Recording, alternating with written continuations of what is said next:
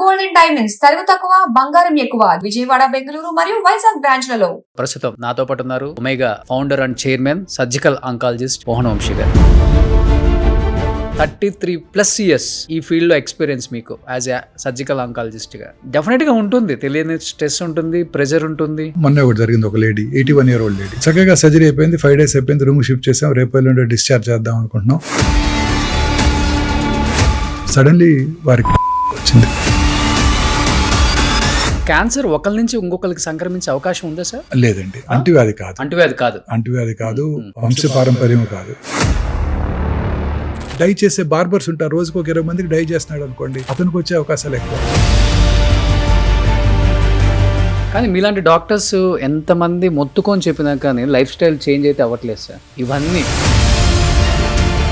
Cancer incidents rapid గా పెరిగిపోతుంది. కారణం ఏంటి? ఇదిగో మీరు చూపించింది. కానీ భరించలేనంత ఖర్చు కదా సార్ కాన్సెప్ట్ ట్రీట్మెంట్ కి. గుడ్ క్వశ్చన్ అండి, గుడ్ క్వశ్చన్. ఇప్పుడు శ్రీ డాక్టర్ రాజశేఖర రెడ్డి గారు అప్పుడు ఆరోగ్యశ్రీ అనే స్కీమ్ పెట్టారు. ఫస్ట్ థింగ్ ఆయన కవర్ చేసింది క్యాన్సర్,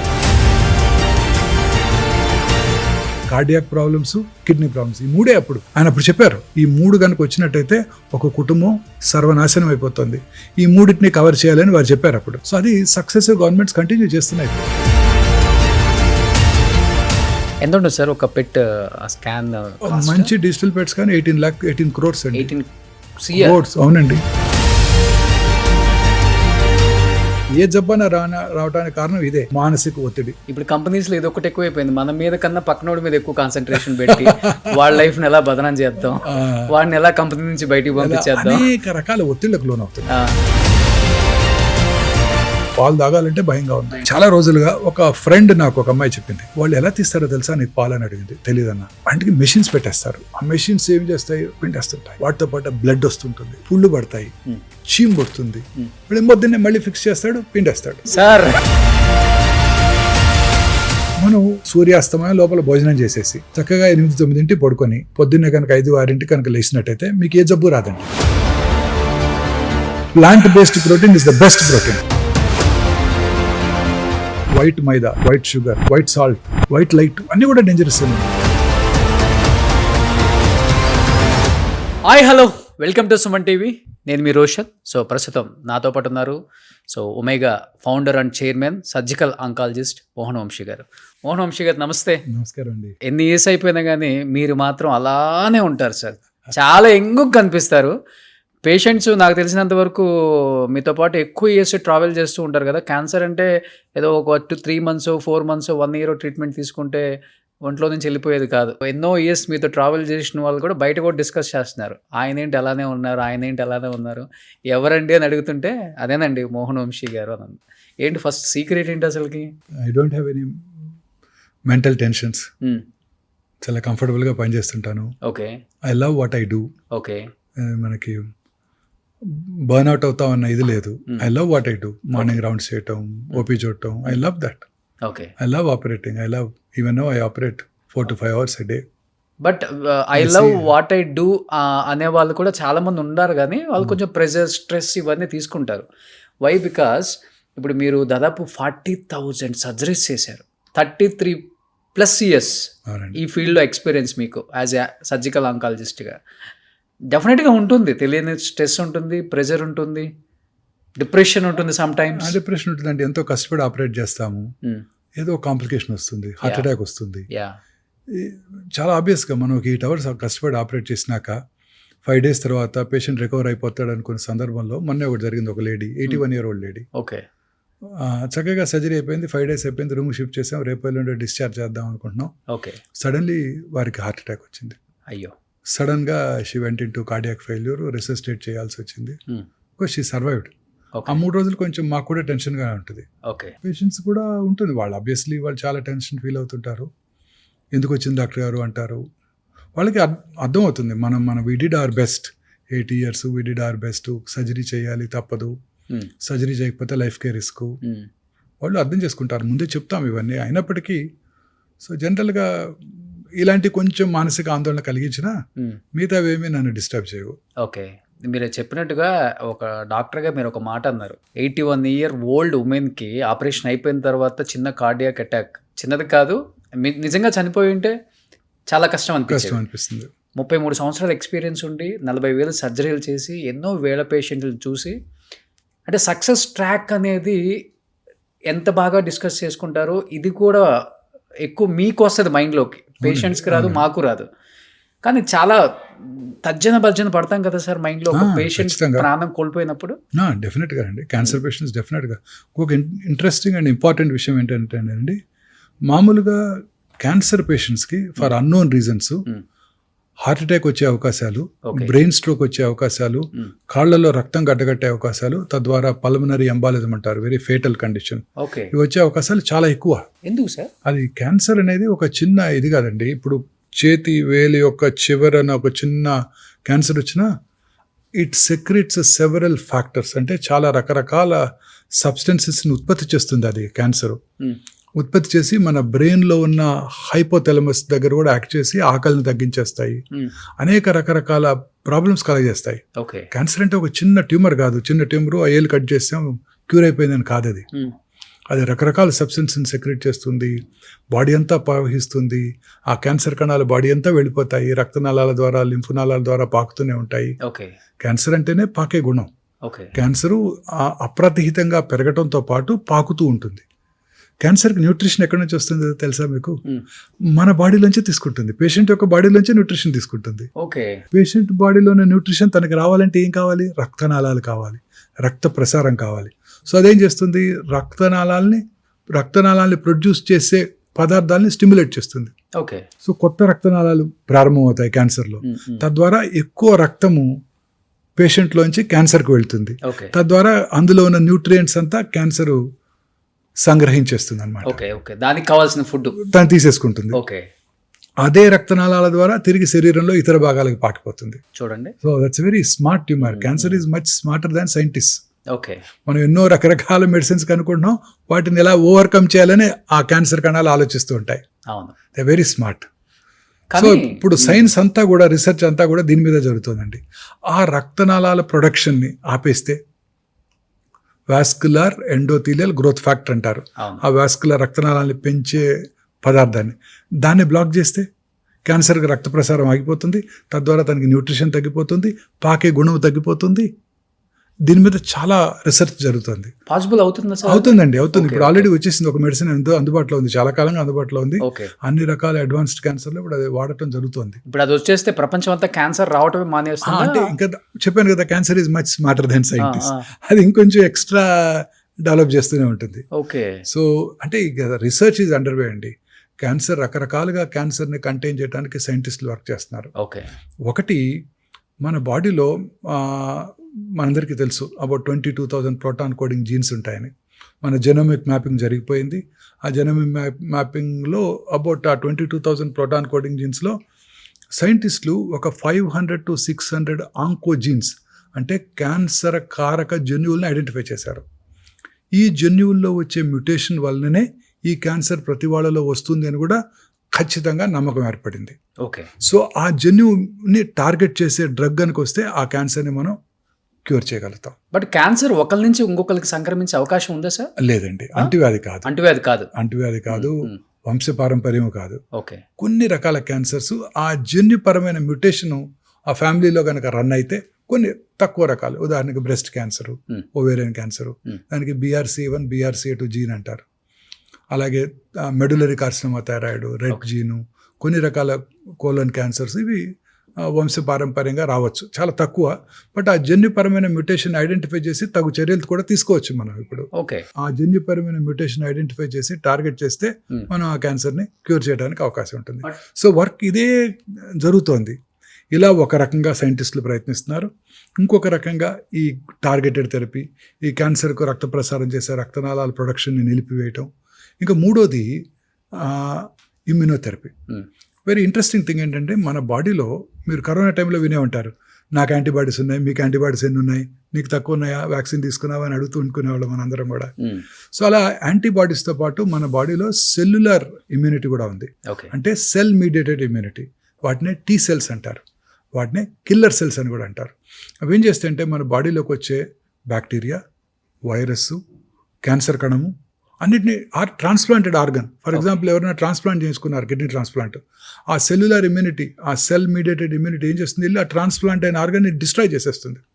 అందుకే కిడ్నీ ట్రాన్స్ప్లాంట్ తర్వాత, లివర్ ట్రాన్స్ప్లాంట్ తర్వాత చాలా కాలం ఇమ్యూనో సప్రెసివ్ థెరపీ మీద ఉంచుతారు, సో దట్ మన ఓన్ ఇమ్యూనిటీ మనకి ట్రాన్స్ప్లాంట్ చేసిన కిడ్నీని డ్యామేజ్ చేయకుండా. సో ఈ సెల్స్ని పొటెన్షియేట్ చేయటం ఇమ్యూనోథెరపీ. క్యాన్సర్ సెల్స్ ఏం చేస్తాయంటే దే ఆర్ వెరీ స్మార్ట్, మనం ఆల్రెడీ డిస్కస్ చేసాం. క్యాన్సర్ సెల్స్ ఏం చేస్తాయంటే ఈ టీ సెల్స్ని బ్లాక్ చేస్తాయి. వాటిని అన్బ్లాకింగ్నే ఇమ్యూనోథెరపీ అంటారు, అన్మాస్కింగ్ అని కూడా అంటారు. సో బ్లాక్ చేయకుండా చూసినట్టయితే ఈ టీ సెల్స్ వెళ్ళి క్యాన్సర్ని చంపేస్తాయి. అంటే మన ఓన్ ఇమ్యూనిటీని బూస్ట్ చేసి క్యాన్సర్ని చంపేస్తున్నాం అనమాట. ఇలా రకరకాలుగా క్యాన్సర్ని కంటైన్ చేయడానికి సైంటిస్టులు వర్క్ చేస్తున్నారు. Gene therapy, immunotherapy, targeted therapy, రకరకాల థెరపీస్ ద్వారా, in addition to chemotherapy, surgery and radiotherapy. ఇలా అనేక రకాలుగా సైంటిస్టులు వర్క్ చేస్తున్నారు. మాక్సిమం రీసెర్చ్ ప్రపంచంలో క్యాన్సర్ మీదే జరుగుతుంది. కానీ మీరు చెప్పినట్లుగానే ఒక టాబ్లెట్ వేసుకుంటే ఇంకా క్యాన్సర్ అనేది ఏ మనిషికి రాదు అనే ఒక న్యూస్ వింటే మాత్రం ఊపిరి పీల్చుకుంటారు సార్ కదా. Very true, very true. అప్పుడు హాస్పిటల్స్ అన్ని జస్ట్ వచ్చేస్తాయండి. కొత్త కొత్త ప్రాబ్లమ్స్ వస్తున్నాయండి. అగైన్ కొత్త కొత్త ప్రాబ్లమ్స్ వస్తున్నాయి. That's not one cancer, it's a spectrum of disease. ఒక క్యాన్సర్ కాదు, రకరకాల క్యాన్సర్ కణాలు, రకరకాల ప్రవర్తన ఉంటాయన్నమాట. మీరు అన్నట్టు we have to conquer this disease.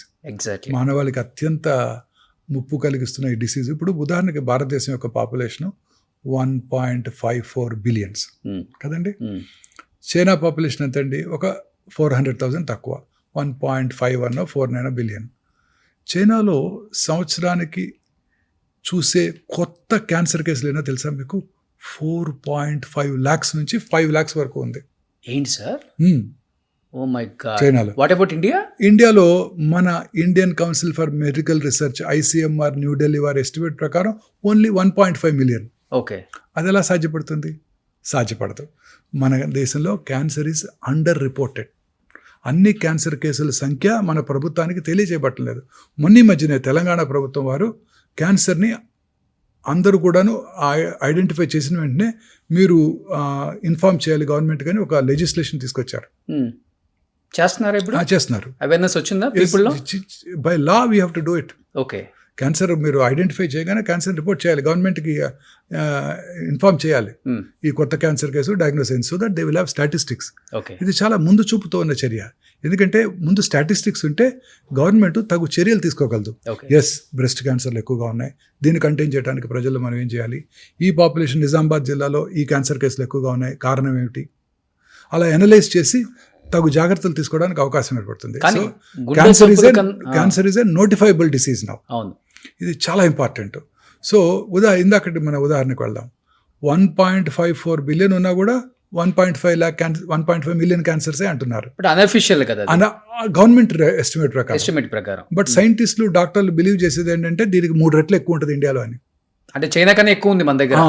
వాళ్ళు హెల్దీ లైఫ్, మనది అన్హెల్దీ లైఫ్ స్టైల్ కదా, మనం తినే ఆహారం అంతా. America population 340 million. అమెరికాలో క్యాన్సర్ కేసుల సంఖ్య 2 మిలియన్, మనకన్నా చాలా ఎక్కువ. ఎలా సాధ్యపడుతుంది?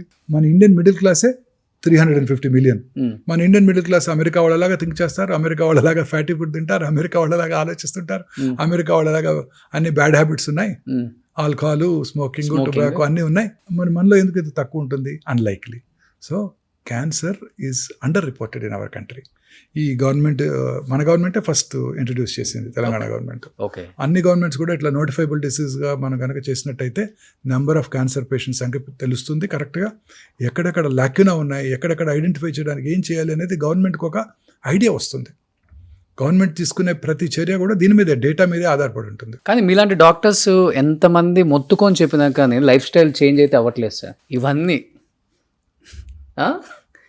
ఇవి చాలా ఇంపార్టెంట్. ఇది ప్లాస్టిక్ బాటిల్స్, అవునండి. అండ్ ఇవి కొన్ని మాత్రమే నేను చెప్పింది, ఇంకా ఇలాంటివి ఎన్నెందో.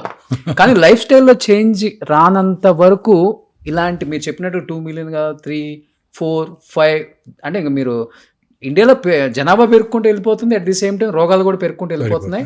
గుండె జబ్బుల కన్నా కూడా ఎక్కువగా వస్తున్న ఏదైనా రోగం ఉందంటే ఇప్పుడు క్యాన్సర్. అవునండి, టూ మచ్.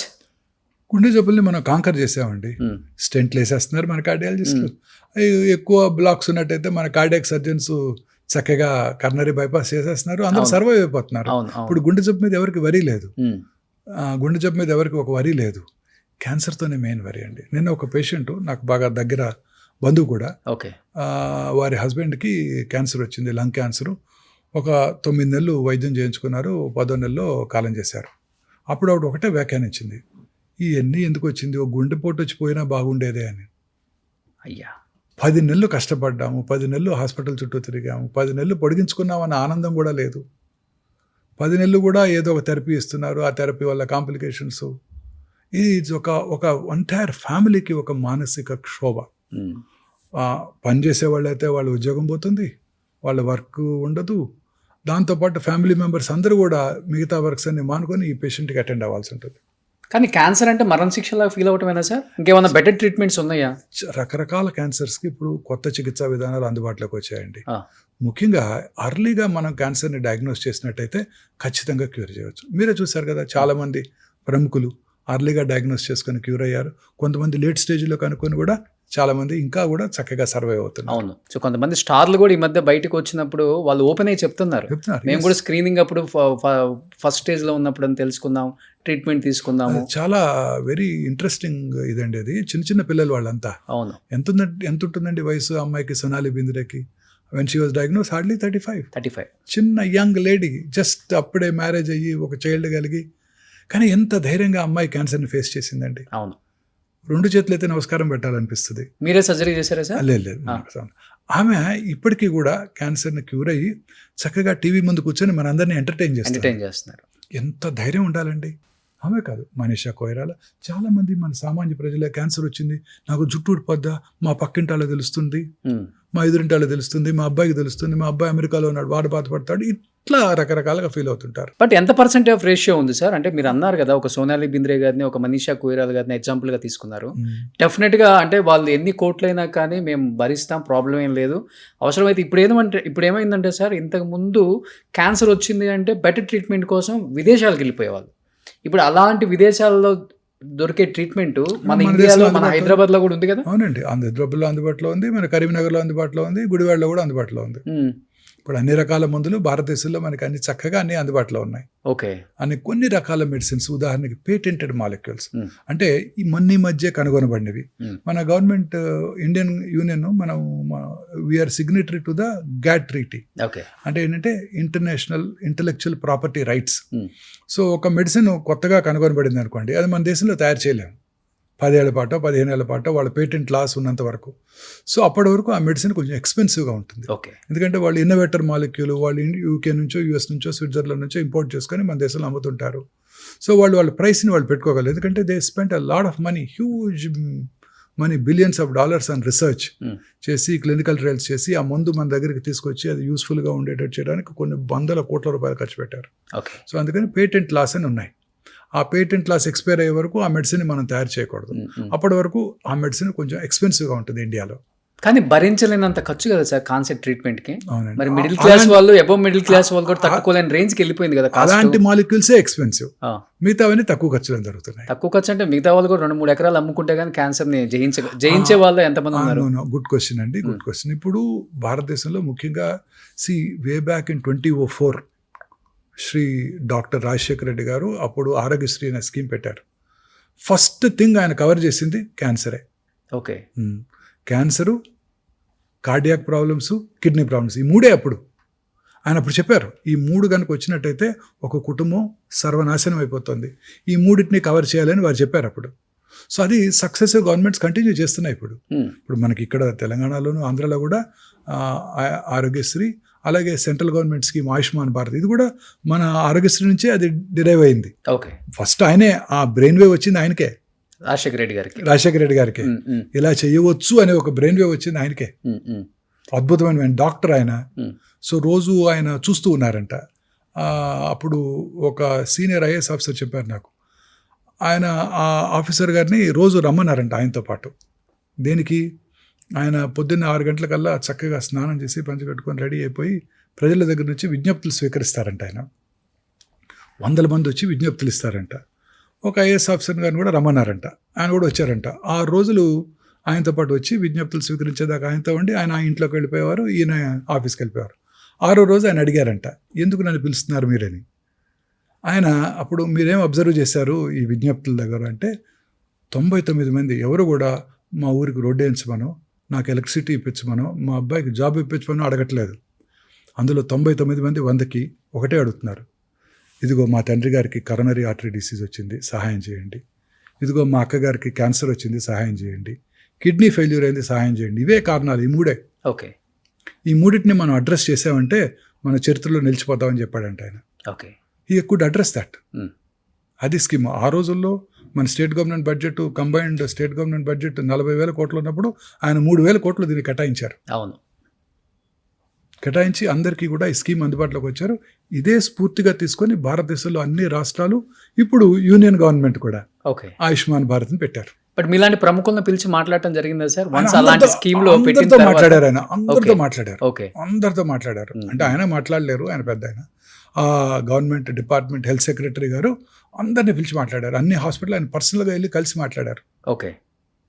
శ్రీ అగర్వాల్ అని ఆయన అందరినీ కలిశారు. ఆయన ప్రతి కార్పొరేట్ హాస్పిటల్కి వెళ్ళారు, ప్రతి గవర్నమెంట్ హాస్పిటల్కి వెళ్ళారు. అందరితో మాట్లాడి ఆయన ఒక స్కీమ్ తయారు చేశారు. ఓకే. కానీ మీ స్పెషాలిటీయే సర్జికల్ ఆంకాలజీ. కానీ తప్పదు, ప్రతి ఒక్కళ్ళు వచ్చిన వాళ్ళకి మీకు క్యాన్సర్ ఉంది అని చెప్పడం చాలా చాలా కష్టం సార్. ఒక మనిషికి ఎంత కష్టం అంటే అది ఇంకా భరించలేం. అతనే బరస్ట్ అయిపోతాడు, ఫ్యామిలీ మొత్తం బయట కూర్చొని బరస్ట్ షార్ట్ అయిపోతాడు. అయిపోతుంది. You're right. అలా డైలీ చెప్తారు కదా, చెప్పినప్పుడు మీ ఫీలింగ్ ఏంటి? జనరల్గా ఇప్పుడు ఏంటంటే ప్రజల్లో చాలా అవగాహన వచ్చేసింది. నా దగ్గరకు రాకముందే వాళ్ళు జనరల్ ఫిజిషియన్ దగ్గరకో, వారి సొంత ఫ్యామిలీ ఫిజిషియన్ దగ్గరకో వెళ్తున్నారు. అక్కడ డయాగ్నోస్ చేయబడుతుంది, వాళ్ళు దాంతోనే నా దగ్గరకు వస్తారు. ఓకే. మీరు అనేది చాలా కరెక్ట్.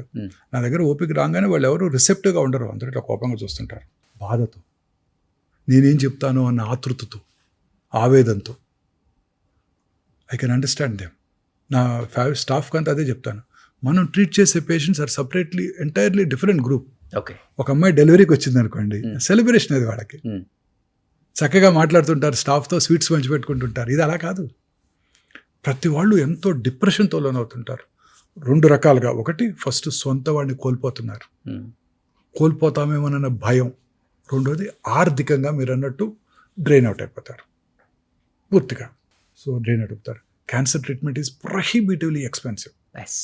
కారణం ఏంటండి? ఈ ఎక్విప్మెంట్ అంతా కూడా. ఇప్పుడు ఉదాహరణకి పెట్ సిటీ స్కాన్ మెషిన్ అన్నీ కూడా ఇంపోర్టెడే. ఇంపోర్ట్ చేసుకుని మనం కొన్నప్పుడు 27% కస్టమ్సే కట్టాలి. మొన్నటి వరకు 37%, ఈ మధ్య తగ్గించారు 1 year బ్యాక్. ఎంత ఉంటుంది సార్ ఒక పెట్ స్కాన్? మంచి డిజిటల్ పెట్స్ కానీ 18 crores అండి. 18 crores. అవునండి. పెట్ ఎంఆర్ఐ ఇంకో కొత్త పరికరం అందుబాటులోకి వచ్చింది. పెట్ ఎంఆర్ఐ విత్ పెట్ $5 million. అన్నిటికీ మళ్ళీ మన గవర్నమెంట్కి మనం కస్టమ్స్ కట్టాలి 27%. మొన్నటి వరకు 37%. ఇండియాలో తయారవుతున్నట్టయితే వాటిని కొనకుండా మీరు ఇంపోర్ట్ చేసుకుంటే కస్టమ్స్ కట్టమంటాం న్యాయం. ఇండియాలో తయారవ్వకపోయినా ఇంపోర్ట్ చేసుకుంటే వాటి కూడా కస్టమ్స్ కట్టమంటాం అంత న్యాయం కాదేమో. ఎందుకంటే లోపలికి వస్తుంటే సార్ ఒక జనరల్ హాస్పిటల్ ఉన్నట్టు ఉంది మీ హాస్పిటల్ కూడా. అన్ని హాస్పిటల్స్ అలానే ఉన్నాయి, ఎస్పెషల్లీ ఆంకాలజీ డిపార్ట్మెంట్. లేదండి, మాది కాదు. మీరు ఏ హాస్పిటల్ కానీ వెళ్ళండి, ఢిల్లీలో కానీ, బాంబేలో కానీ, హైదరాబాద్ కానీ అన్ని అలానే ఉన్నాయి. క్యాన్సర్ హాస్పిటల్స్ అన్ని అలానే ఉంటాయి, అన్ని అలానే ఉంటాయి. మీకు చిన్న ఇంట్రెస్టింగ్ థింగ్ చెప్తాను. నేను ఇండో అమెరికన్ క్యాన్సర్ హాస్పిటల్, ఇప్పుడు బసవతారక హాస్పిటల్, అప్పుడు నేను జాయిన్ అయిన రోజు అక్కడ జాయిన్ అయ్యాను 2002లో, అంటే కరెక్ట్గా 24 సంవత్సరాల క్రితం. అదొక్కటే ప్రైవేట్ క్యాన్సర్ హాస్పిటల్ ఆ రోజు. ఓకే. అంటే 2 decades బ్యాక్. 45 మందే పేషెంట్స్ కౌచ్ మీద. హార్డ్లీ ఇన్ పేషెంట్స్ ఒక 12-13. అది ప్రైవేట్లో అదొక్కటే ప్రైవేట్లో కాదు, మొత్తం హైదరాబాద్ సిటీకి అదొక్కటే లైనర్ యాక్సిలరేటర్. ఓకే. అంటే అడ్వాన్స్డ్ రేడియేషన్ చికిత్సా పరికరం అదొక్కటే. ఇప్పుడు 45 ఉన్నాయి. ఏ మెషిన్ మీద ఖాళీ లేదు. 2 దశాబ్దాలలో నా కళ్ళ ముందు వచ్చిన మార్పు ఇది. క్యాన్సర్ ఇన్సిడెంట్స్ ర్యాపిడ్గా పెరిగిపోతుంది. కారణం ఏంటి? ఇదిగో మీరు చూపించినవే. లైఫ్ స్టైల్, తీసుకునే డయట్, లైఫ్ స్టైలు, మానసిక సంఘర్షణ, ఆందోళన, ప్రశాంతత లేకపోవటం. ఒకసారి క్లుప్తంగా చెప్పగలరా సార్? లైఫ్ స్టైల్ అన్నారు కాబట్టి డెఫినెట్గా ఈ పాడ్కాస్ట్ కొన్ని కోట్ల మంది చూస్తారు ఈరోజు. లైఫ్ స్టైల్ చేంజెస్ అంటే రూరల్ ఏరియాలో ఎస్పెషల్లీ వాళ్ళకి అర్థమయ్యే విధంగా, మెట్రోపాలిటన్ సిటీస్లో ఎట్లయినా తెలుగు అందరికి వచ్చు కాబట్టి, ఎలాంటి లైఫ్ స్టైల్ అంటే చెప్పి చెప్పి చెప్పి చెప్పి చెప్పి చెప్పి చెప్పి మీరు అన్నట్లుగా 45 మిషన్లలో ఒక్క మిషన్ కూడా ఖాళీ లేదు ఈరోజు.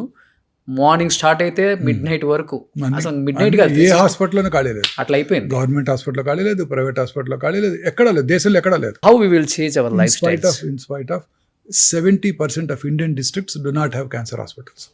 ఒక సౌత్ ఇండియాలోనేనండి క్యాన్సర్ హాస్పిటల్స్ ఎక్కువగా ఉంది, అన్ని చోట్ల ఈవెన్గా ఉంది. మీరు నార్త్కి వెళ్తే ఒక్కటి కూడా లేదు. ఉదాహరణకి మధ్యప్రదేశ్లో మహాకౌశల్ ఏరియా నుండి 18 డిస్ట్రిక్ట్స్ ఒక్కటే క్యాన్సర్ హాస్పిటల్, జబల్పూర్లో. అవును, అన్ని చోట్ల అంతేనండి, చాలా తక్కువ నార్త్ ఇండియాలో. ఇప్పుడిప్పుడే కొత్త కొత్త క్యాన్సర్ హాస్పిటల్ అక్కడ కూడా గవర్నమెంట్ చూస్తుంది. And last year union government కూడా మిసెస్ సీతారామన్ గారు వారి బడ్జెట్లో 300 అవుట్ పేషెంట్ క్యాన్సర్ చికిత్సా కేంద్రాలను ఏర్పాటు చేయాలని ప్రతిపాదించారు. ఓకే, స్టేట్ గవర్నమెంట్స్ అన్నీ కూడా మోటివేట్ చేయాలి ఈ క్యాన్సర్ చికిత్సా కేంద్రాలను ఏర్పాటు చేయడానికని. సో బేసిక్గా రెగ్యులర్ లైఫ్ స్టైల్లో ఎలాంటి చేంజెస్ ఉంటే దీన్ని అసలు మనం అరికట్టచ్చు సార్? సార్, నా ఉద్దేశంలో మోస్ట్ ఇంపార్టెంట్ మనం తీసుకునే ఆహారం, ఓకే, మనం ఎక్స్పోజ్ అయ్యే ఎన్విరాన్మెంట్. ఓకే, ఉదాహరణకు మీరు అన్నారే గ్రామీణ ప్రాంతాల్లో మన ప్రజలు ఎలాంటి లైఫ్ స్టైల్ ఉంచుకోవాలి, అర్బన్ ఏరియాలో ఎలా ఉండాలి అనేది. గ్రామీణ ప్రాంతాల్లో ఇప్పటికీ కూడా క్యాన్సర్ ఇన్సిడెన్స్ చాలా తక్కువగా ఉందండి. అర్బన్ ఏరియాస్తో పోల్చినట్టయితే మన భారతదేశంలోని గ్రామీణ ప్రాంతాల్లో కొత్త క్యాన్సర్ కేసుల సంఖ్య పెద్దగా పెరగలేదు. అర్బన్ ఏరియాస్లో మాత్రం ర్యాపిడ్గా పెరిగిపోయింది. అంటే ఈ అర్బనైజేషన్ అనేది ఒక ముఖ్యమైన లైఫ్ స్టైల్ చేంజ్. మనం తీసుకునే ఆహారం, processed foods, red meat, frozen meet.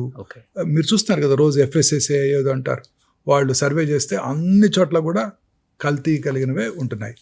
రకరకాల క్రిమిసంహారక మందులు వాడుతున్నారు, రకరకాల ఫెర్టిలైజర్స్ వాడుతున్నారు, రకరకాల కలర్స్ వాడుతున్నారు. మీరు ఇప్పుడు ఆ చికెన్ మంచూరియా అన్నింటినీ కర్ణాటకలో బ్యాన్ చేశారు. అవునండి, బ్యాన్ చేశారు. మనం వాడే ఆఖరికి మనం తినే పీచు మిఠాయికి వేసే రంగుతో సహా, చిన్నప్పుడు తిన్నారు కదా స్కూల్ దగ్గర పీచు మిఠాయి, ఆ పీచు మిఠాయికి వేసే రంగుతో సహా అనేక రకరకాల ఆహార పదార్థాలని మనం ఇప్పుడు ఉదాహరణకి మన మ్యాంగోస్ని ప్రపంచంలో ఎవరు తీసుకోవట్లా. మన మ్యాంగోసే 70% రకరకాల మ్యాంగో పేర్లున్నా మీరు ఒక్కటి తెలుసుకోవాల్సింది ఏంటంటే 70% ఆఫ్ ఎక్స్పోర్ట్ చేసే మ్యాంగోస్ ఓన్లీ ఆంధ్రప్రదేశ్ నుంచే జరుగుతుంది ఇప్పటికీ కూడా. మహారాష్ట్రలో అల్ఫోన్సా ఏవో పేర్లు ఉన్నాయి, ఉత్తరప్రదేశ్లో అవన్నీ తక్కువ, ప్రొడక్షన్ మనకే ఎక్కువ, తెలుగు రాష్ట్రాల్లోనే ఎక్కువ, అందులో ఆంధ్రప్రదేశ్లో ఎక్కువ. ఉలవపాడు మంచి ఫేమస్, అన్ని ఉలవపాడు, నూజివీడు అన్నీ ఫేమసే. బట్ ఈ సంవత్సరం జపాన్ తీసుకోలేదు, ఆఖరికి నేపాల్ కూడా మన మ్యాంగోస్ని ఇంపోర్ట్ చేసుకోవడానికి ఒప్పుకోలేదు. ఎందుకంటే మన దగ్గర క్యాన్సర్ ఎక్కువ, క్రిమిసంహారక మందులు, ఫెర్టిలైజర్స్ వాడుతున్నారు, రకరకాల పొల్యూషన్ ఫెర్టిలైజర్స్ అన్నీ వీటి వల్ల తీసుకోవట్లేదు. సో ఇలా అనేక రకాలు ఈ కలర్స్, మనం తీసుకునే ప్రాసెస్డ్ ఫుడ్, అలాగే మనం వాడే automobile pollution, environmental pollution, factories, urban ఏరియాస్లో ఉండే ప్రతి కెమికల్ ఇండస్ట్రీ, ఆఖరికి any for that matter colours, అంటే ఇప్పుడు రంగులు అమ్ముతుంటారు కదా, వాళ్ళు కూడా లూజ్గా అమ్మినట్టయితే వాళ్ళకి వచ్చే అవకాశాలు ఎక్కువ. ఓకే, డై చేసే బార్బర్స్ ఉంటారు, రోజుకు ఒక 20 మందికి డై చేస్తున్నాడు అనుకోండి, అతనికి వచ్చే అవకాశాలు ఎక్కువ. డై వేయించుకునేవాడి కన్నా వేసేవాడికే ఎక్కువ, ఎందుకంటే ఎక్కువ మందికి వేస్తాడు కదా. మీరు డై ఎప్పుడు వేసుకుంటారు? నెలకోసారి వేసుకుంటారు, ఆయన రోజు 20 మందికి వేస్తుంటాడు కదా, పాపం వాళ్ళకి వచ్చే అవకాశాలు ఎక్కువ. ఓకే, అలా ఇండస్ట్రియల్ పొల్యూషను, మనం వాడే oils, repeated use of oils. మా హాస్పిటల్ ముందే మిర్చి బండి ఉంటుంది, పొద్దున ఆయిల్ పోస్తాడు, అదే ఆయిల్లో ఫ్రై చేస్తుంటాడు రిపీటెడ్గా, మిగిలిపోయిన ఆయిల్ మళ్ళీ రేపు పొద్దున క్యాన్సర్ హాస్పిటల్ ముందు. ఓకే, ఎంతో ఆనందంగా మనం తింటుంటాం చోలే భటూరాలు, బజ్జీలు, ఇవన్నీ రిపీటెడ్ ఆయిల్స్, ఇవన్నీ కూడా చాలా ప్రమాదకరం అండి. వన్స్ ఇన్ 2 months 3 months అలా ఓకేనా సార్? లేకపోతే రెగ్యులర్గా తినే వాళ్ళకి ఎక్కువ ఇలాంటి అది కూడా ఇంట్లో వేసుకొని తినడం బెటర్. ఓకే, ఇవన్నీ కూడా ప్రమాదకరమేనండి. ఓకే, అనేక రకాలుగా మనం ప్రమాదాలు గురవుతున్నాం. మీరు అన్నట్టు water bottle, plastics, micro plastics, లేని పదార్థమే లేదు, ఆ లిడ్లోంచి వెళ్ళిపోతుంటాయి.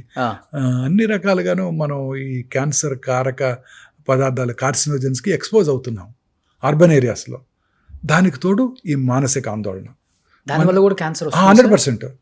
నేను నమ్మేది అదే ముఖ్యమైన కారణం. ఏంటో అలా చూసిన పేషెంట్స్ ఉన్నారా? డెఫినెట్ గా ఎక్కువ హై సొసైటీ వాళ్ళు కూడా వస్తారు. నేను చాలా క్లియర్ గా ఒక చిన్న ఎక్స్ప్లెనేషన్ చెప్తాను వినండి. మన బాడీలో ఇందాక అనుకున్నాం మనం T సెల్స్ ఉంటాయి, అవును, కిల్లర్ సెల్స్. అవి మన బాడీలోకి వచ్చే ప్రతి ఫారిన్ బాడీని డిస్ట్రాయ్ చేసేస్తాయి. ఓకే. అది క్యాన్సర్ కానివ్వండి, వైరస్ కానివ్వండి, బ్యాక్టీరియా కానివ్వండి, ఏదైనా కానివ్వండి. ఓకే. ఆ టీ సెల్ ఇమ్యూనిటీ మన దీని మీద మానసిక ఆందోళన మీద ఆధారపడి ఉంటుంది. మనం మానసికంగా ఎక్కువ ఆందోళన పడితే మన టీ సెల్స్ సరిగా పనిచేయవు, ఓకే, మన ఇమ్యూనిటీ తగ్గిపోతుంది. ఓకే. మన బాడీలో రకరకాల చేంజెస్, మ్యూటేషన్స్ జరుగుతుంటాయి మన జీన్స్లో. కానీ మన ఓన్ ఇమ్యూనిటీ ఆ జెనెటిక్ మ్యూటేషన్స్ని ప్రాబబ్లీ బ్లాక్ చేసేస్తుంది. ఓకే. తద్వారా మనకి ఇల్నెస్, జబ్బులు రాకుండా కాపాడుతుంది. ఓకే. అది క్యాన్సర్ కానివ్వండి, స్ట్రోక్ కానివ్వండి, కర్నరీ ఆర్టరీ డిసీజ్ కానివ్వండి. మానసికంగా ఆందోళనకు లోనైతే హార్ట్ అటాక్ వచ్చే అవకాశాలు, బ్రెయిన్ స్ట్రోక్ వచ్చే అవకాశాలు, క్యాన్సర్ వచ్చే అవకాశాలు కూడా పెరిగిపోతాయి. ఓకే. సో అన్నిటికన్నా ఇంపార్టెంట్ నా ఉద్దేశం, ఇవన్నిటికన్నా ఇంపార్టెంట్ నా పర్సనల్ ఉద్దేశం ఇదే. క్యాన్సర్ రావడానికి కానివ్వండి, ఏ జబ్బన రావడానికి కారణం ఇదే, మానసిక ఒత్తిడి. మానసిక ఒత్తిడి. మన అబ్బాయికి నీటిలో సీట్ రాలేదు, పక్క అబ్బాయికి వచ్చింది, పక్కింట్లో అబ్బాయికి వచ్చింది. మనకేమో మారుతి కారు ఉంది, పక్కింట్లో వాళ్ళేమో టయోటా కారు కొనుక్కున్నారు. ఇలా అనేక రకాల ఒత్తిళ్ళు. ఆ తర్వాత వర్క్ ప్లేస్ ప్రెషర్స్. బాస్ ఇవాళ మన తిట్టాడు, మన పని చేయలేదన్నాము, చేయలేకపోతున్నాము, మనకు ఒంట్లో బాగాలేదు, అయినా కానీ బాస్ రమ్మంటున్నాడు వాళ్ళ పనికి. ఇప్పుడు కంపెనీస్లో ఇది ఒకటి ఎక్కువైపోయింది. మన మీద కన్నా పక్కనోడి మీద ఎక్కువ కాన్సన్ట్రేషన్ పెట్టి వాళ్ళ లైఫ్ని ఎలా బదనం చేద్దాం, వాడిని ఎలా కంపెనీ నుంచి బయటికి పంపించేద్దాం, అనేక రకాల ఒత్తిళ్లకు లోనవుతున్నాయి.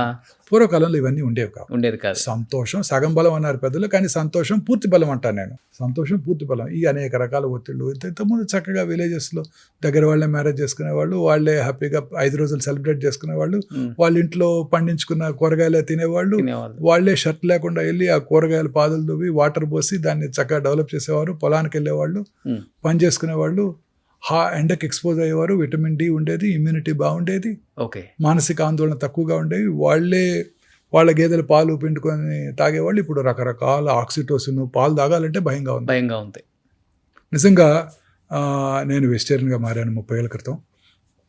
చాలా రోజులుగా ఒక ఫ్రెండ్ నాకు ఒక అమ్మాయి చెప్పింది, ఆమె వీగన్ అయిపోయింది. ఎందుకు అయిపోయావు వీగన్ అన్నాను. నేను కూడా ఒక 3 సంవత్సరాలు ట్రై చేశాను మధ్యలో. వీగన్ ఎందుకంటే వాళ్ళు ఎలా తీస్తారో తెలుసా నీకు పాలు అని అడిగింది. తెలియదన్నా. వాటికి మెషిన్స్ పెట్టేస్తారు. అవును. బఫెలో మిల్క్ కౌస్కి. ఆ మెషిన్స్ ఏం చేస్తాయి, పిండేస్తుంటాయి. వాటితో పాటు బ్లడ్ వస్తుంటుంది, వాటి బ్లడ్ వస్తుంది, పుళ్ళు పడతాయి, చీమ్ పడుతుంది. వాడు పొద్దున్నే మళ్ళీ ఫిక్స్ చేస్తాడు, పిండేస్తాడు. అవన్నీ నీ పాల్లోకి వస్తున్నాయి, నీకు తాగుబోద్దు అవుతా అని అడుగుతుంది అమ్మాయి. అబ్బా, అది తిన్నప్పుడు నాకు పెరుగు తింటుంటే ఒక స్పూన్ తినంగానే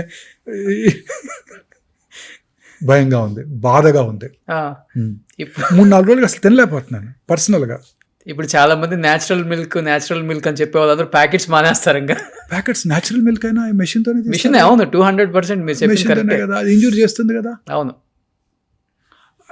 బ్లడ్ కారుతుంది కదా, పుండు పడుతుంది కదా, వాడికి తెలియదు కదా యాంటీబయాటిక్ రాసుకోవాలని అక్కడ. అవును. ఆ బాధ అంతా మనకే వస్తుంది కదా. ఎంత పాస్చరైజ్ చేసినా, అసలు ఎంత మరగబెట్టినా కానీ అది ఉంటుందా సార్? ఉన్నా లేకపోయినా మనసులో ఆ థాట్ నాకు తినబుద్ది కావట్లా.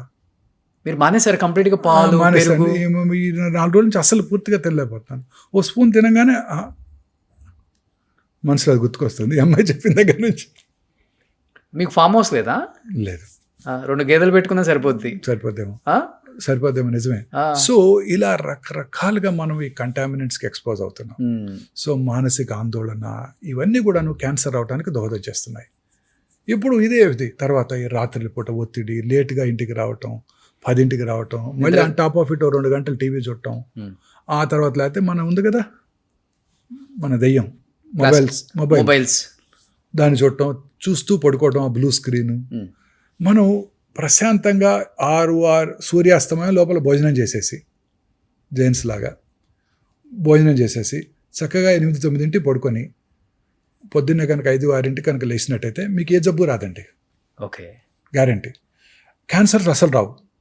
ఎందుకంటే మనం ఇలా ప్రశాంతంగా పడుకున్నప్పుడు రాత్రి మిడ్నైట్ తర్వాత మెలటోనిన్ అనే హార్మోన్ ఉత్పత్తి అవుతుందండి. ఓకే, అది it has strong anti cancer properties. A time నుంచి ఏ టైం వరకు ఉంటుంది సార్? Midnight 12 to 1:30. ఓకే, మీరు రోజు 11 పడుకుంటే రాదు, మళ్ళీ మీకు 9 పడుకోవాలి. 9 పడుకొని 10 లేవంటే చక్కగా మెలటోనిన్ హార్మోన్ ఉత్పత్తి అవుతుంది. మీకు రకరకాల క్యాన్సర్స్ వచ్చే అవకాశాలు చక్కగా తగ్గిపోతాయి. ఇదే అసలు కారణం. ఇప్పుడు చూడండి, రాత్రిపూట ఇలా నేను బంజారాహిల్స్ నుంచి గచ్చిబౌలి వస్తుంటే పొద్దున్న ఎర్లీ మార్నింగ్ వచ్చేస్తాను. నేను ట్రాఫిక్ తక్కువ ఉండదు, 5:30కి వస్తాను. అన్నీ వెల్ లిట్ టవర్స్, 30 అంతస్తులు 50 అంతస్తులు అన్ని చోట్ల అంతా లిట్ అవర్స్ అందరు పనిచేస్తుంటారు పాపం. Night duties. అంతా వాళ్ళ అమెరికన్ టైంకి పనిచేయాలి కదా మరి వాళ్ళు. ఇక్కడ వాళ్ళకి డే ఇక్కడ నైట్ కదా. కాల్ సెంటర్స్ అంటారు, బీపీ ఆఫీస్ అంటారు, రకరకాల ఆఫీసెస్ ఉన్నాయి కదా, జీసీసీస్ అంటారు, నైట్ పని చేస్తున్నారు. వీళ్ళందరికీ హార్మోనే ఉత్పత్తి అవుతాం. కానీ మీరు చెప్పారు ఒక మాట, 30 years బ్యాక్ నాన్ వెజ్ వదిలేసాను అని. అవునండి, వదిలేసాను. ఏదైనా బలమైన రీజన్ ఉందా? బికాస్ ఆఫ్ రెడ్ మీట్ తిన్నా ఇవన్నీ? లేదండి, that was not a regular reason. I gave up 32 years ఇప్పటికి. 32 years నాన్ వెజ్ కానీ ఎగ్ కూడా తినండి. I'm very happy. Plant based protein is the best protein. Animal protein కన్నా plant based proteins are the best proteins. కానీ మీ daily దినచర్యలో ఒక్క plastic పదార్థం నుంచి అంటే ఒక వస్తువు నుంచి కూడా ఏం తీసుకునే ఛాన్స్ లేదు. జనరల్ గా అవాయిడ్ చేసి ఎప్పుడు హాస్పిటల్లోనే ఉంటాను కదండి, మీలాగా తిరగాల్సిన అవసరం లేదు. ఓకే, సో ఆ బాధలు లేవు. మాలాంటి తిరిగే వాళ్ళ కోసం చెప్పండి సార్. ఇప్పుడు లైఫ్ మన చిన్నప్పుడు మన ఊళ్ళలో మరచెం బండి ఉండేది తెలుసా? చిన్నపిల్లలు మీకు తెలియదు. అవును, మరచెం ఉంది. ఉందా? చూసారా ఎప్పుడైనా? షూర్. అలా స్క్రూ చేసి పట్టుకెళ్ళేవాళ్ళు. అలాంటిది పట్టుకెళ్ళాలి. వర్క్ ప్లేస్ క్యారీ చేయాలి. డెఫినెట్. రాగి మర్చంతో వాటర్ తాగండి. సో లక్కీగా నేను ఒక చోటే పని చేసుకుంటాను, నాకు అన్ని పక్కనే ఉంటాయి కాబట్టి నాకు అవసరం లేదు. బట్ మిగతా వాళ్ళు పని చేసుకునే వాళ్ళందరికీ అవసరమే కదా. ఇప్పుడు మనతో మీతో పాటు వచ్చారు మీ స్టూడియోకి ఇక్కడికి, అందరూ పాపం పొద్దున్న ఎప్పుడో బయలుదేరుతారు, వాటర్ తాగాలి, క్యారీ చేయలేరు, బైక్ మీద వస్తారు పాపం. ఇప్పుడు నేను వచ్చిన దగ్గర నుంచి ఒక 1 hour అయింది. మీ ఇక్కడంతా కూడా ఎక్కడ కూడా ఒక ప్లాస్టిక్ అంటే అంతా వాటర్ బాటిల్స్, గ్లాస్ సీసాలు అండ్ గ్లాసెస్ ఉన్నాయి. బ్లాక్ కాఫీ ఇచ్చారు, అది కూడా ఏదో some different type of. True. ఇప్పుడు హాస్పిటల్ క్యాంటీన్లో అంటే మనం మేనేజ్ చేయట్లేదు, ఎవరో చేస్తున్నారు. బట్ ఇప్పుడే కొన్ని ఇవాళే అనుకున్నాను, చాలా బాగున్నాయి. ప్లాస్టిక్ ప్లేట్స్ కూడా తీసేస్తున్నాం మీకు తొందరలో. కాస్ట్ పెరిగిపోతుంది, బట్ తప్పట్లేదు. కానీ మీరు ఫస్ట్ ఒకటి చెప్పారు సార్, డెఫినెట్గా లైఫ్ స్టైల్ అనేది చేంజ్ చేసుకోవాలి regarding the food style. But మీరు చెప్పినట్లుగానే ఇప్పుడున్న మీరు లైఫ్ స్టైల్ అంటే ఈ హైటెక్ సిటీ గచ్చిబౌలిలో ఉన్న కంపెనీస్ పిల్లలు టైంకి ఫుడ్ తినకపోతే గ్యాస్ట్రిక్ ఇష్యూస్ వస్తాయి, ఏదో ఉంటుంది కదా. బట్ డెఫినెట్గా తినాలి ఏదో ఒకటి. బట్ వాడే కంటైనర్స్ ఉంటాయి కదా, అవి నిజంగా అన్ని చోట్ల కూడా ప్లాస్టిక్ యూజ్ చేస్తారు. మా అబ్బాయి రోజు తెప్పిస్తాడు స్విగ్గీ నుంచి, జొమాటో నుంచి. మీ అబ్బాయి అన్నీ ఉంటాయి, బ్లాక్ ప్లాస్టిక్ ఉంటాయి. వాళ్ళు వినరు కదా అన్నమాట. దానివల్ల ఎంత పర్సెంటేజ్ ఉంటుంది? డెఫినెట్ గా హాట్ ఫుడ్ అంతా దాంట్లో పెట్టినప్పుడు దాన్నే మైక్రోవేవ్ లో పెట్టి వేడి చేస్తుంటారు. మీకు 10 నిమిషాల్లో సర్వ్ చేయాలి, 10 నిమిషాల్లో తెచ్చివ్వాలి, 8 నిమిషాల్లో వచ్చేయాలి. కాకపోతే మళ్ళీ మీరు ఫైన్ వేస్తారు వాళ్ళకి. అవన్నీ కార్సినోజెన్సే. మీరు తినే పిజ్జాలు, బర్గర్స్, సమోసాలు అన్ని కార్సినోజెన్సే. మీరు తినే ఆయిల్, ఆ మైదా, చాలాసార్లు చెప్పాను మీకు ఇంతకుముందు 2-3 ఏళ్ళు అని చెప్పి. White maida, refined flour, white sugar, white salt, white light, అన్నీ కూడా డేంజరస్ ఏనండి. వైట్ లైట్ కూడా, వైట్ రైస్, అన్నీ డేంజరస్ ఏనండి. ఈ ముఖ్యంగా ప్రతి స్వీట్, మన సౌత్ ఇండియన్ స్వీట్ కానివ్వండి, నార్త్ ఇండియన్ స్వీట్ కానివ్వండి, చాలా తక్కువ 1-2 రకాలు తప్ప అన్ని మైదాతోనే చేస్తారు. ప్రతి పేస్ట్రీ మైదాతోనే చేస్తారు. ప్రతి బేకరీ ఐటమ్ మైదాతో చేస్తారు. ఆ బిస్కెట్స్ అండి, మీరు తినే కరాచీ బిస్కెట్స్ కానివ్వండి, చాలా హై హీట్లో దాన్ని వేడి చేసి ప్యూర్ షుగర్ మనకు వచ్చేస్తుంది. అవి డేంజరస్. ప్యూర్ రోగం మన ఒంట్లో పంపించేస్తున్నారు కార్సినోజన్స్ అన్నిటిని. కానీ ఇప్పుడు విలేజెస్ లో ఇవన్నీ లేవు లక్కీగా. ఈ పేస్ట్రీలు, పిజ్జాలు, బర్గర్లు ఇవన్నీ లేవు, అదృష్టవంతులు. సో ఇప్పుడు వాటర్ బాటిల్స్ కార్లో పెడతాం కదా సార్, కారు ఒక 1 hour బయట ఎండకుంటుంది, మనం లోపలికి వచ్చి షూట్ చేస్తున్నాం అంటే, లేకపోతే ఆఫీస్కి వెళ్ళి వస్తున్నాం. ఆ 1 hour లో ఆ వాటర్ అనేది కొంచెం ఆ బాటిల్లో వేడి ఉండొచ్చు, వేడి ఉంటుంది. నానో పార్టికల్స్ వాటర్ లోకి వస్తాయి. వాటర్ చక్కగా మనం ఇంజెస్ట్ చేస్తున్నాం. 2 things అండి, మనం జీవితాంతం మీరు 2 words వినబోతున్నారండి. ఇంకా మీరు చాలా హెల్త్ యాక్ట్స్ చేస్తుంటారు, 100 మంది డాక్టర్తో మీరు ఇంటర్వ్యూలు చేస్తుంటారు, మీకు ఎక్స్పీరియన్స్ ఉంది. ప్రతి డాక్టర్ ఇక మీ ఫ్యూచర్లో 2 words వాడబోతారండి. ఒకటి ఇన్ఫ్లమేషన్. దానికి తెలుగు వర్డ్ కరెక్ట్గా లేదు, దానికి తెలుగే మనమే చేసి వాపు అంటున్నాం, కానీ దానికి తెలుగు వర్డ్ కరెక్ట్గా లేదు. రెండోది గట్ మైక్రోబియం, అంటే మన పేగుల్లో ఉండే బ్యాక్టీరియా. మన పేగుల్లో ఉండే బ్యాక్టీరియా కనుక సక్రమంగా ఉన్నట్టయితే మనకి అన్ని రకాల జబ్బులు వచ్చే అవకాశాలు తగ్గిపోతాయి. బ్రెయిన్ స్ట్రోక్ రాదు, కర్నరీ ఆర్టరీ డిసీజ్ రాదు, ఆర్థరైటిస్ రాదు, రొమటాయిడ్ ప్రాబ్లమ్స్ రావు, క్యాన్సర్ కూడా రాదు. అంతటికి ఇదే కారణం, మన తినేదే కారణం. రోజు ఇప్పుడు చాలా మంది ఎంఫసైజ్ చేస్తున్నారు ఫెర్మెంటెడ్ ఫుడ్స్. మన పాతకాలంలో మన పెద్దలంతా ఏం తినేవారు? Fermented foods. సమ్మర్ వచ్చిందంటే మా చిన్నప్పుడు మా అమ్మగారు కూడా రాత్రిపూట అన్నం తోడేసి పాలలో పొద్దున్నే ఉల్లిపాయ పెట్టి తినమనేవారు బ్రేక్ఫాస్ట్. నేను హైదరాబాద్ వచ్చిన కొత్తలో ఎర్లీ మార్నింగ్ సర్జరీలు చేసేవాడిని. పొద్దున్న 5 గంటలకు ఏదో ఒక నర్సింగ్ హోమ్కి వెళ్ళి సర్జరీ చేసేవాడిని. రాత్రిపూట అన్నం తోడేసుకొని పొద్దున్నే దాన్ని క్యారీ చేసుకుని వెళ్ళిపోయేవాడిని. సర్జరీ అయ్యాక 7:30-8 సర్జరీ అయ్యాక తినేసేసి 8 మన వర్క్ ప్లేస్కి వెళ్ళిపోయేవాళ్ళం. మళ్ళీ వెనక్కి రాలేం కదా ఇంటికి. హైదరాబాద్ ఎక్కడ రాగలం? సో మోహన్ వంశీ గారు మీరు చక్కగా సద్దన్నం అదే రాత్రి అన్నం తోడేసి పెట్టేది ఆవిడ. చక్కగా పాలేసి తోడేస్తే పొద్దున్నే పెరుగు అయిపోయేది. ఓ స్పూను కొంచెం లెమన్ పికిల్ వేసుకొని తినేవాళ్ళం. తమిళనాడులో ఇది వెరీ ఫేమస్, తైరు సాదం అంటాం. అక్కడ పెరిగా నేను 15 ఏళ్ళు. మీరు ఒకటి చెప్పారు, ఫస్ట్ లైఫ్ స్టైల్లో చేంజెస్, ఇంకొకటి ఫుడ్ డెఫినెట్ గా ప్లాస్టిక్ లో ఆపలేము. Gut microwave. రెండో వర్డ్ ఇన్ఫ్లమేషన్. ఇది రకరకాల ఇన్ఫ్లమేటరీ సబ్స్టెన్సెస్ చాలా. ఇప్పుడు మీరు నాకు గుర్తుంది, నా చిన్నప్పుడు నేను కూడా రిఫైన్డ్ ఆయిల్ తీసుకుంటే అందులో ఫ్యాట్ తక్కువ ఉంటుంది, ఆ రిఫైన్డ్ ఆయిల్ వాడితే మనం హెల్తీగా ఉంటాం, మన హార్ట్ బాగుంటుందని అనేక రకాల అడ్వర్టైజ్మెంట్స్ మన చిన్నప్పటి నుంచి చూస్తాం. మీ చిన్నప్పుడు కూడా చూసారు ఇవన్నీ టీవీలో రోజు.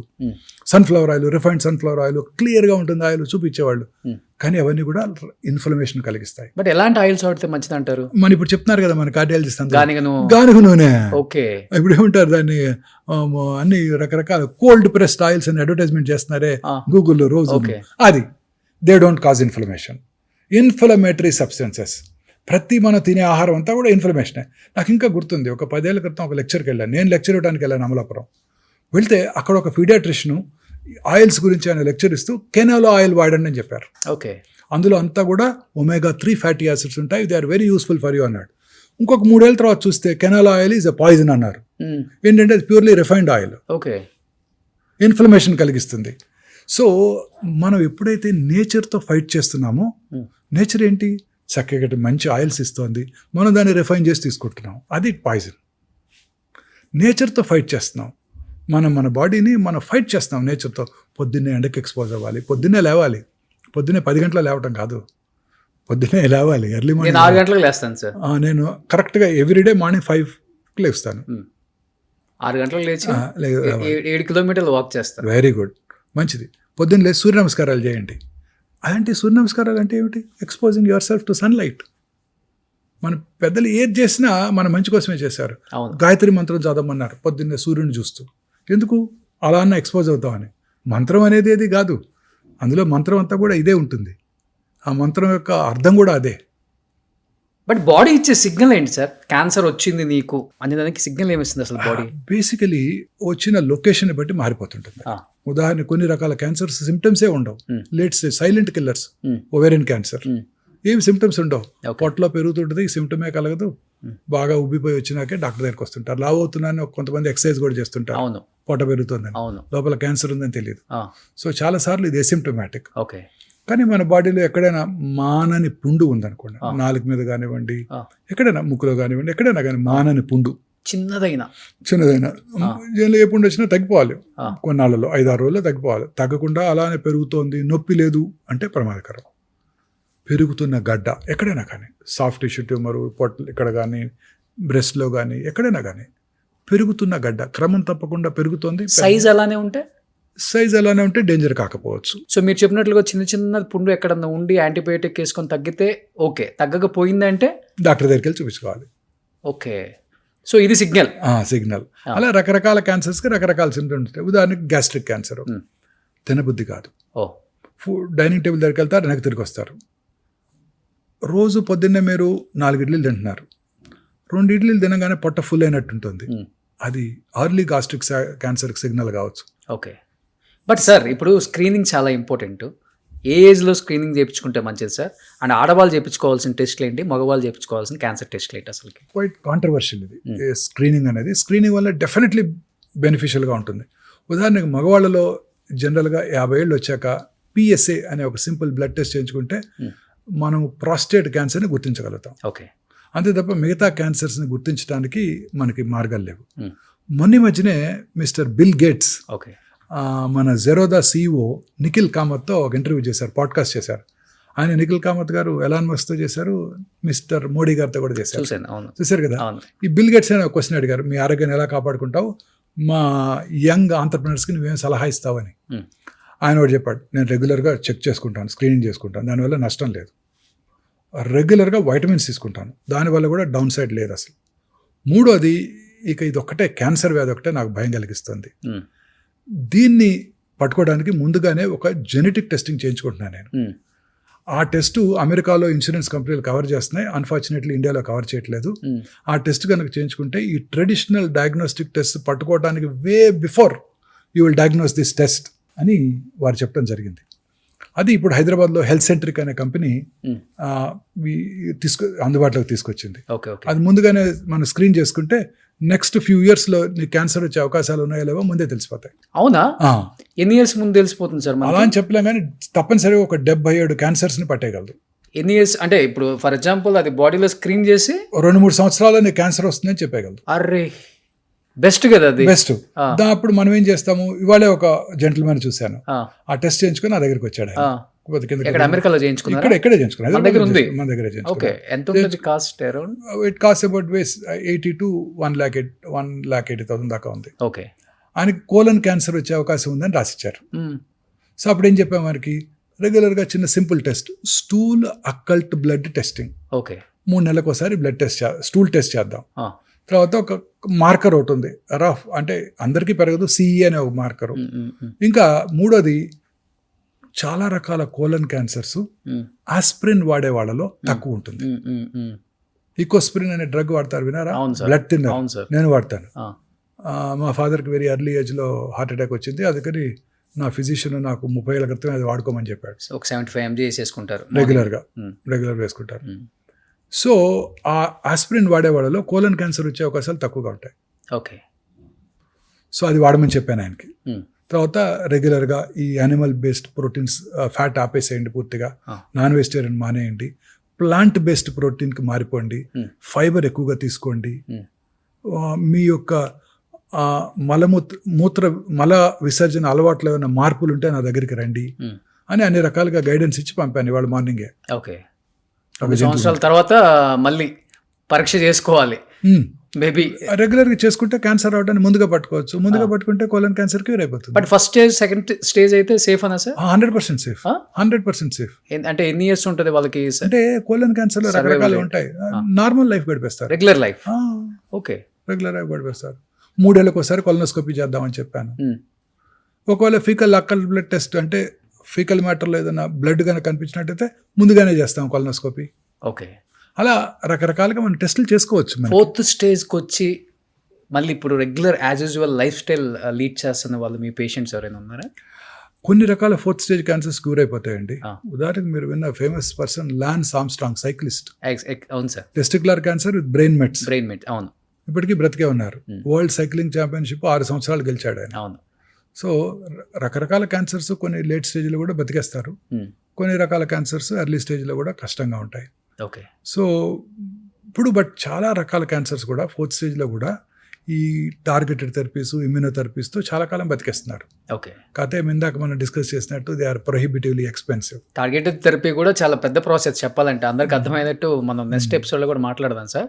బట్ ఇప్పుడు చిన్న పిల్లలకు కూడా క్యాన్సర్ ఎక్కువైపోయింది సార్, 1 or 2 years. అలాంటి వాళ్ళని ట్రీట్ చేస్తున్నప్పుడు యాజ్ ఎ డాక్టర్గా పక్కన పెడితే యాజ్ ఎ ఫాదర్, మీరు కూడా గ్రాండ్ ఫాదర్, ఏమనిపిస్తుంటుంది? ఏడ్చిన సందర్భాలు ఉన్నాయా మీ లైఫ్లో? అయ్యా డెఫినెట్లీ అండి, పిల్లల్ని చూసినప్పుడు డెఫినెట్గా. మిగతా డిసీజెస్కి క్యాన్సర్కి కొంచెం తేడా ఉందండి. మిగతా డిసీజ్ మీరు కోలిసిస్టేట్ మీకు ఆపరేట్ చేస్తే మళ్ళీ మీకు కనపడ్డావు. కర్నరీ బైపాస్ చేసామనుకోండి, ఆ పేషెంట్ మళ్ళీ మీ దగ్గరికి రాడు. ఇంటి దగ్గర ఉన్న కార్డియాలజిస్ట్ చూపించుకుంటూ ఉంటాడు, లేకపోతే తన కార్డియాలజిస్ట్ చూపించుకుంటుంటాడు. మా డిసీజ్ అలా కాదు, మాతో పాటే ఉంటారు, వస్తూనే ఉంటారు పాపం. క్యాన్సర్తో ప్రాబ్లం ఏంటంటే ట్రీట్మెంట్ ప్రొలాంగ్డే, కానీ ట్రీట్మెంట్ కన్నా ఫాలో అప్ మోర్ ఇంపార్టెంట్. ప్రతి పేషెంట్ కూడా రెగ్యులర్గా చెకప్కి రావాలి. ఎందుకు? కొత్త క్యాన్సర్స్ వచ్చే అవకాశాలు ఎక్కువ ఉంటాయి. ఇప్పుడు ఉదాహరణకి ఓరల్ క్యావిటీలో రైట్ సైడ్ చీక్ మీద క్యాన్సర్ వచ్చింది అనుకోండి, అదే ఇండివిజువల్కి లెఫ్ట్ సైడ్ చీక్ మీద వచ్చే అవకాశాలు 5 రెట్లు ఎక్కువ. ఓకే. ఏవైతే కారణాలు ఇక్కడ క్యాన్సర్ కలిగించాయో ఆ కారణాలు ఇక్కడ కూడా పనిచేస్తున్నాయిగా. సో పేషెంట్స్ పాత క్యాన్సర్ తిరిగి రావడం మాట అటుంచండి, కొత్తది రావడానికి కూడా పట్టుకోవాలిగా. ఛాన్స్ ఉందా సార్? ఉంటుంది. అదే పేషెంట్కి ఇదే ఉదాహరణ చెప్తాను నేను. మీ ఏ ఊరి నుంచి వచ్చారని అడుగుతారు.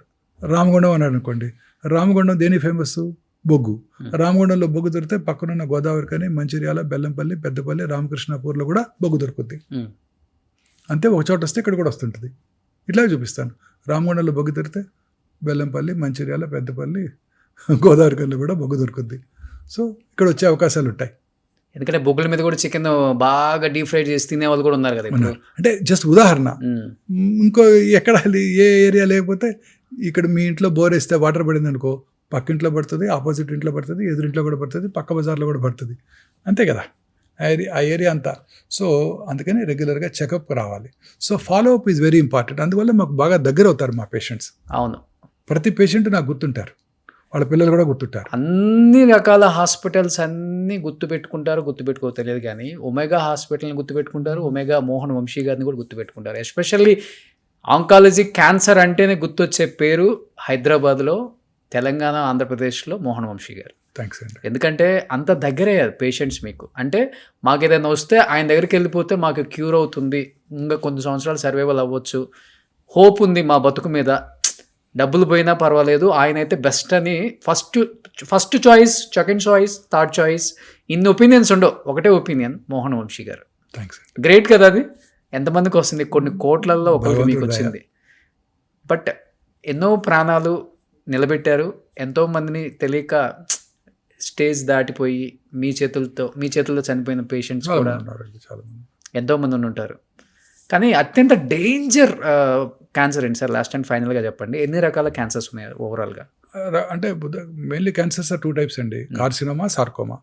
కార్సినోమాస్ అంటే ఎపిథీలియల్ టిష్యూలో వచ్చేవి, సార్కోమాస్ అంటే సాఫ్ట్ టిష్యూలో వచ్చేవి. ఇవి కాక మూడోది హిమటలాజికల్ అంటే బ్లడ్ క్యాన్సర్స్. బ్లడ్ క్యాన్సర్స్ కొంతవరకు డేంజరస్గానే ఉంటాయి, ఎస్పెషల్లీ అడల్ట్స్లో వచ్చేవి. పిల్లల్లో వచ్చే బ్లడ్ క్యాన్సర్స్ క్యూర్ అవుతాయి. ఇక బ్రెయిన్ ట్యూమర్స్ జనరల్గా హై గ్రేడ్ ట్యూమర్స్ ఎక్కువ కాలం సర్వైవ్ అవ్వరు. కొన్ని రకాల బ్లడ్ క్యాన్సర్స్ కూడా సర్వైవ్ అయ్యే అవకాశాలు తక్కువ ఉంటాయి. బట్ ఇప్పుడు కొత్త మెడిసిన్స్ చాలా వస్తున్నాయండి. ప్రాబ్లీ ఐఎమ్ షూర్ ఇంకో 10 yearsలో మనం ఈ క్యాన్సర్కి ముందు కనుక్కుంటారేమో మన సైంటిస్టులు అనిపిస్తుంది. క్యాన్సర్ జయించవచ్చు ఒక టాబ్లెట్తో. టాబ్లెట్స్ కానివ్వండి, ఇంజెక్షన్స్ కానివ్వండి, ఇమ్యూనోథెరపీ కానివ్వండి. నా ఉద్దేశం ఇంతకుముందు నేను నా లైఫ్ టైంలో చూడలేనేమో అనుకునేవాడిని. ఇప్పుడు lot of research is underway and ఖచ్చితంగా నేను నా ఉద్దేశం 10 yearsలో మనం దీన్ని కాంకర్ చేసేస్తామండి. 3 decades మీరే చాలా చేంజెస్ చూశారు కదా. ఇంకా మాక్సిమం 10 years అండి. We will be able to conquer. ఒక డికేడ్లో కాంకర్ చేస్తారు సైంటిస్టులు అనగా. సో లాస్ట్ అండ్ ఫైనల్గా ఈ పాడ్కాస్ట్ చూసే కొన్ని కోట్ల మందికి ఏం చెప్పాలనుకుంటున్నారు? రెగ్యులర్గా ఆకుకూరలు, ఫ్రెష్ ఫ్రూట్స్, వెజిటబుల్స్ ఎక్కువగా తీసుకుంటూ, యానిమల్ ఫుడ్కి దూరంగా ఉంటూ, అలాగే దురలవాట్లకి స్మోకింగ్, ఆల్కహాల్ లాంటివి కూడా దూరంగా ఉంటూ, రెగ్యులర్గా ఎక్సర్సైజ్ చేస్తూ, లీన్ బాడీ మాస్ మెయింటైన్ చేస్తూ, మానసికంగా ఆందోళన లేకుండా ఉన్నట్టయితే క్యాన్సర్ని ఖచ్చితంగా జయించవచ్చు. సో ఫైనల్గా సార్లాగా ఉంటే అన్ని జయించవచ్చు మనం కూడా. సో 33 years బ్యాక్ ఆయన ప్రాక్టీస్ స్టార్ట్ చేసిన 33 years అబ్బాయిలాగే ఉన్నారు. So thanks for the complement. Thank you so much sir. So second ఎపిసోడ్లో ఇంకా చాలా విశేషాలు తెలుసుకున్నాం. Thank you so much. Thanks అండి.